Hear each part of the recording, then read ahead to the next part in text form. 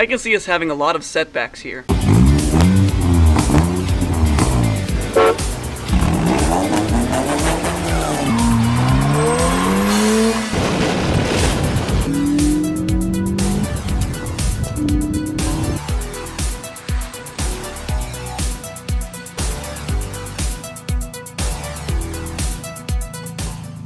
Hey guys, it's ERBOI, and today's going to be another big install video for the Sentra.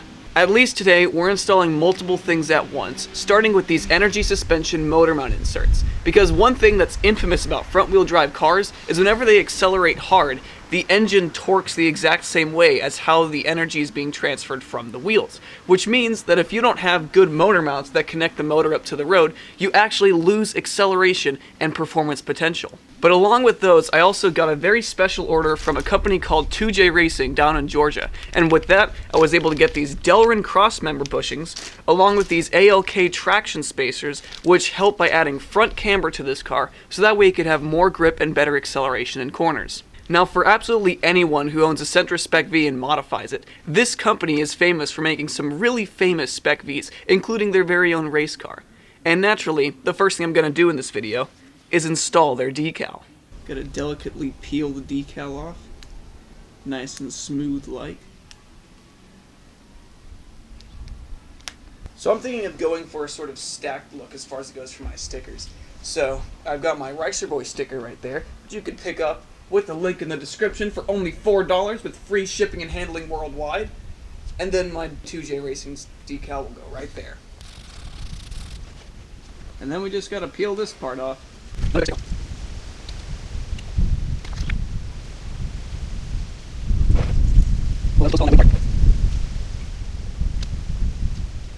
Man, I think the reds almost match. That looks really awesome. But yeah, basically if you have a Fiesta ST, a Focus ST, hint hint, Sentra Nismo, or a Sentra Spec V like mine, you will definitely find a good home at 2J Racing for all of your performance parts needs. And no, I am not sponsored by them. I just think they're pretty cool. So first things first, we gotta jack this thing up. Well, that's going to be a lot more difficult once I finally get coilovers.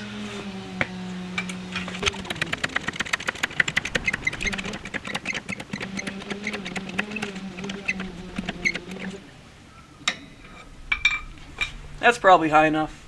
So at the moment, I have the part right here, and it's actually pretty simple to put on. In fact, 2J Racing even has an install video already on their channel that's only 2 minutes long, so if you came to learn about that, to be honest, you might be wasting your time with me. So in the box, it comes with some extended bolts, which you will need because obviously this is a spacer, and it also includes these hardened center pins, which go inside this hole right here, which makes it less likely for this to shear off and kill you in a collision. And now that I've also switched cameras, I can show you guys how these things go in. Now I am currently behind the driver's side wheel of my car, and while my car's steering rack has pissed a bit of fluid on to that point, that is the thing that is going to require the spacer that we have. Now as you can see, the spacer just goes right up there, and you just have to take out 3 14mm bolts, and next thing you know, you could slot that in, put in the hardened center pin and the new bolts, and you're done. So now I'm just going to have to go off camera for a couple seconds while I put those on, since obviously my phone doesn't exactly have a tripod. So then after removing those 3 bolts with an impact, we just get this and we pull it down using that circular hinge right there. And then we've got the spot which we could put in our spacer. And I'm just going to use this bolt to see if this will come out.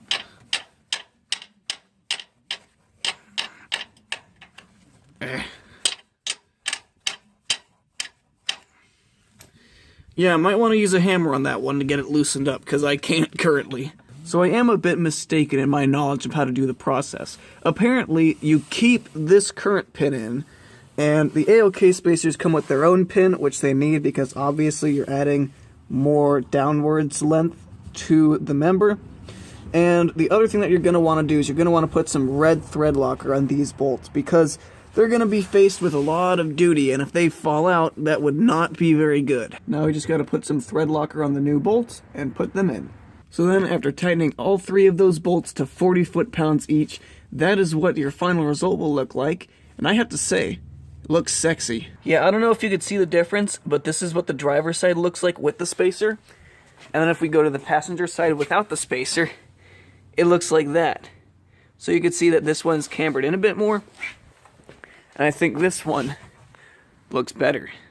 So now I got the other spacer installed, and I don't know if you can notice it from here, but I already have noticed a difference in how the wheels are with the car now that it's off the ground.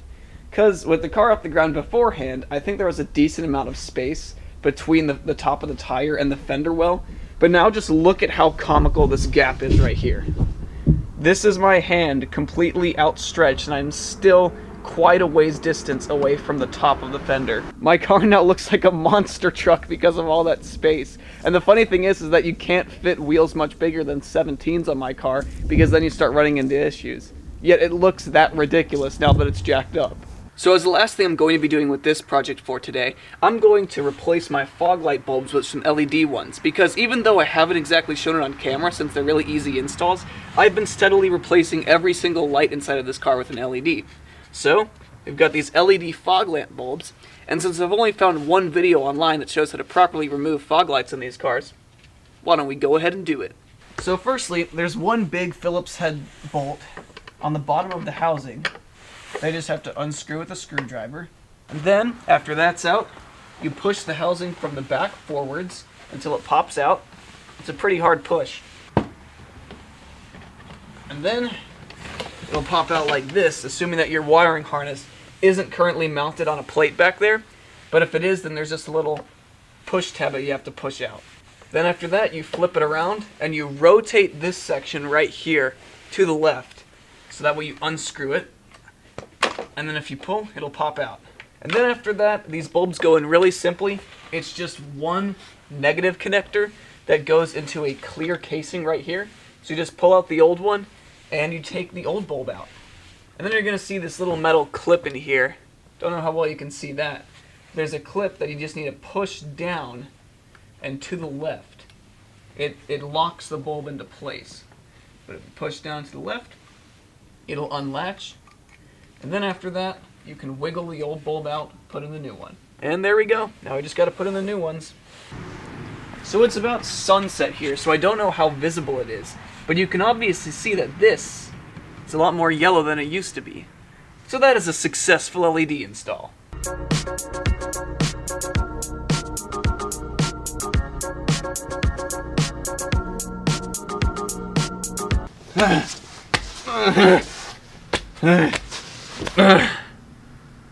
Hey guys, I'm back. So I think it's time for ERBOI lesson number 3 or 4. I'll figure this out later. But that's to always party safely. But getting back to topics that people actually care about, we're going to install those motor mount inserts today. So let's get to it. But obviously, since we're going to be going under the car again, we're going to have to use the phone camera and hear a lot of wind noise. But taking out motor mounts in this car is actually surprisingly easy. So this Crossmember right here holds the front motor mount right there, and the rear motor mount back there, and it's held in with only 6 bolts. Each mount is held in with 1 bolt.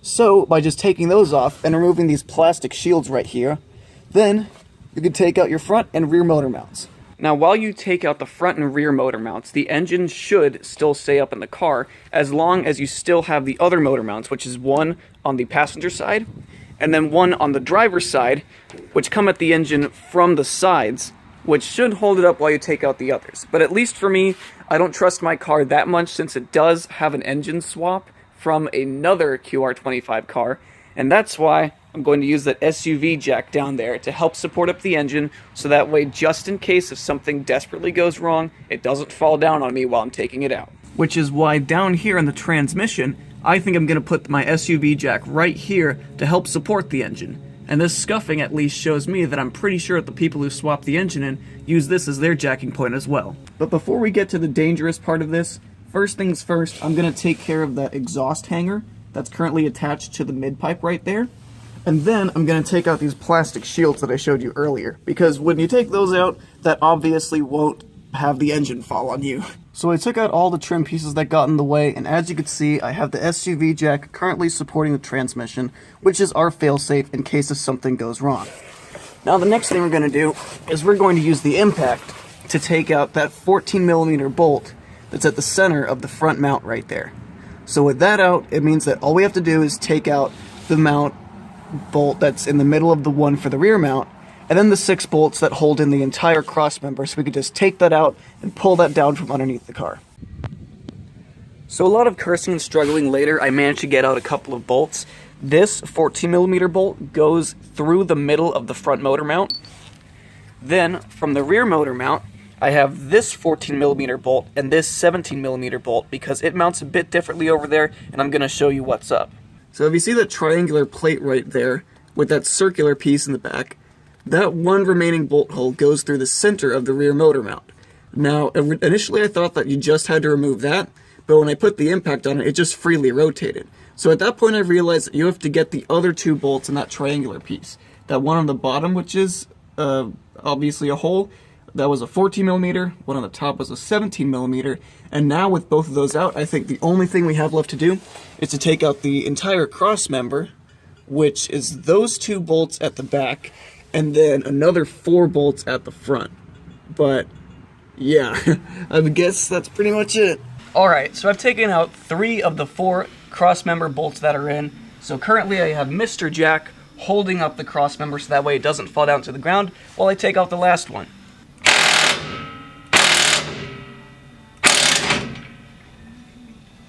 Alright, now I just gotta pull that jack out, and I think our cross member is freed. Just lower it down. Alright, it's hanging down. Might be caught up on something near the back, but I think it actually just needs to be wiggled out.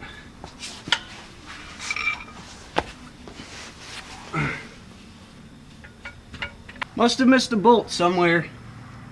Fuck! Well guys, with even more time later, we finally got the last bolt out from the center of the rear mount. And because of that, the only bolts that we need to get now are the 4 crossmember bolts. Then we could finally drop the crossmember. Then we could put the motor mount inserts in. And then we just do the reverse and put these fuckers back in. So that way, my engine can actually be mounted. And my god, am I pissed and exhausted at the same time. Okay, so this time we're actually going to get the crossmember out.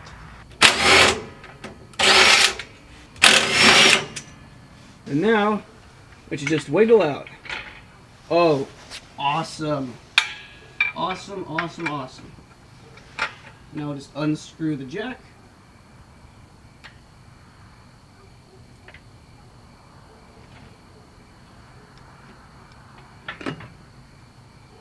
We just wiggle it forwards and backwards.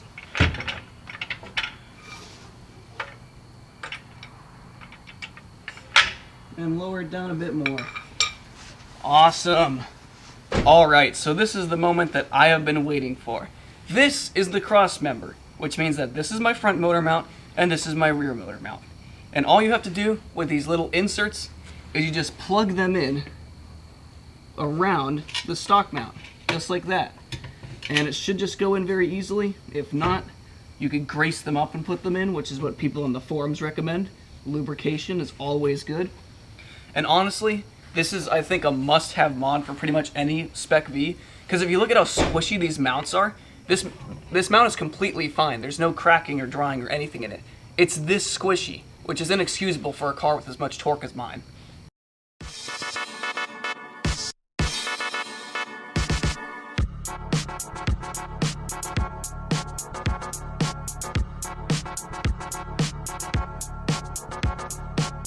There we go. And that one is in. Okay guys, so after a quick dinner, we are now back in action using the new light that I have put on my camcorder. So now, we have to replace these old bad bushings with these new Delrin ones from 2J Racing. I do have class tomorrow, which definitely puts some pressure on me here, but I'm trying to keep my cool, and because of that, we will continue to press on. I'm going to do my best to match them up with the proper ones, just so that way we have the correct bushings on the correct areas. Got the old bushings right here, we just squish them in.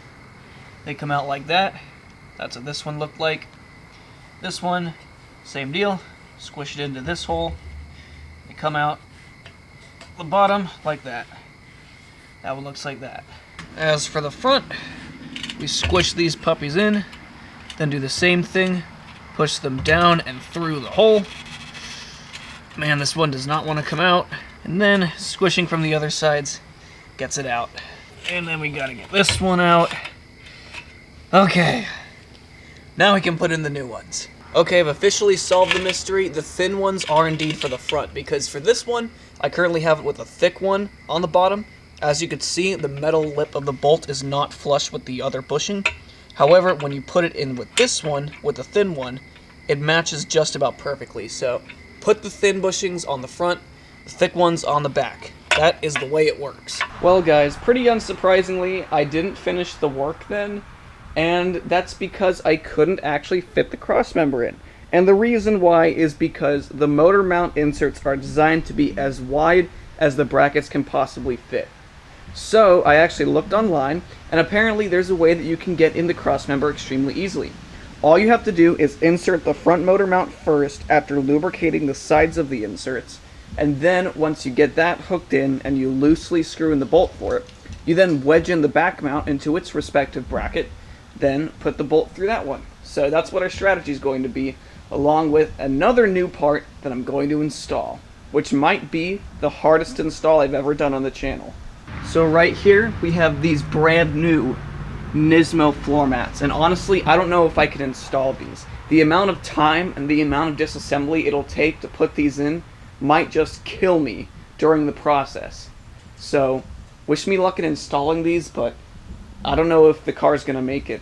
Now guys, believe it or not, I do listen to what you tell me, and while I am working on getting coilovers and getting all these really expensive race car parts, at the same time, the Sentra is my daily driver, so I do need creature comforts. And at least when it comes to these old floor mats, they were in pretty rough shape.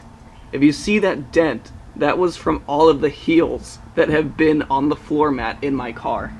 But these floor mats have been in pretty rough shape for a while, and so I think it's a good thing that I'm getting these new ones in. So $10, anyone needs some kind of worn out SER Sentra mats, hit me up. Just totally DM my Instagram, because I have no use for these, so like $10 plus shipping. Now any normal person stuck driving the old family SUV around for a couple days because they haven't fixed their car yet would have just gone ahead and done the motor mounts, and that's kind of what I meant to do after I showed you guys the incredible floor mat install. However, since I have no idea what priorities are, I actually got these support mounts from behind the grill. Now the funny thing is the last time that I talked to Rice Man about the specific job, he understood nothing of why I wanted to do this, but you can see these supports through the grill because they sort of go across like this. And as you can see, there's some rust on it, and I never liked that because I thought it looked really ghetto and made the car look old and cheap. So I'm literally just gonna plastic these now, put them back in, and then actually do the thing that's supposed to make my car drivable again. Oh, and I also know that someone in the comments is gonna roast me about the clothes that I'm wearing right now, and I feel like it's important that I say why I have specific car working clothes and explain why you should have some of your own. But the story behind this sweatshirt is that I bought it last year for actually very relevant Ken Bone related costume, if you remember that meme. And this pair of pants I only had for about a week until I ripped the knee off of it skateboarding because they're really bad quality, so now they're also car work pants. And yeah, don't roast me on the fact that I'm not matching at all. I have no care of what I'm wearing right now.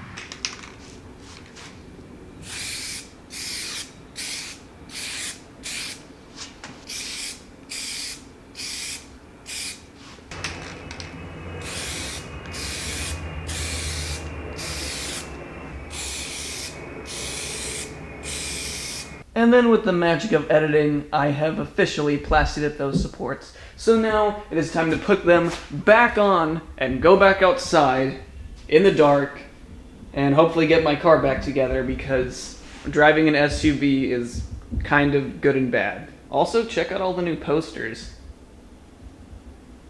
It's getting insane now.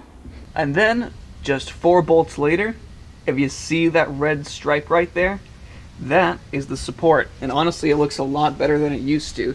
Even though you don't really notice them that often, I think it's a really classy touch. Now I'm going to attempt to put in my crossmember the same way that I mentioned earlier, but wish me luck, because I'd hate for this to go to a 4-day video for filming for me, even though to you it just seems like I am very unproductive and not good at doing car work, which is half true. So it's day 4 of filming, and I still don't have the Crossmember in. However, I do think I have an idea of how to finesse it in, because the biggest problem is that, as you can see, the rear mount curves upwards and inwards. So I have removed that from the Crossmember, and I'm just going to put that one in first, see if I can get that in rigidly, and then put the rest of the Crossmember in and the front mount. Okay guys, I am actually really pumped because I finally think I have figured out how to install Sentra SCR motor mounts. So basically what I did is, like I showed you in the previous clip, I detached the rear mount, and currently I have that loosely bolted in right there. So now it means all I have to do is lift this up, curve it around the exhaust hanger for the downpipe, then put in the front mount, and literally I just have to torque the Crossmember bolts and the bolts that go through the center of the mounts to 70 foot-pounds, and the rest of the bolts that I took out are 60 foot-pounds. And once they're all torqued to spec, I could finally drive this thing. Well guys, I do have some good news and bad news. The good news is that my idea for the motor mounts worked. We got all the bolts in, everything is torqued down. That's good. Downside is that in order to get all the bolts to line up, we had to move the position of the motor upwards and downwards in order to pivot it on the 2 mounts that were still holding it up. And with the wood blocks that my dad requested that I put under my oil pan, that put a little bit of a dent in it. So on one of the later vlogs, I'm going to have to install this new fresh oil pan, because obviously I can't drive my car with the stock one dented in, and I don't think that would be safe to do. So I'll install this later. My car will hopefully be drivable soon, and I'll catch you guys in the next one. So as always, thanks for watching, and peace out.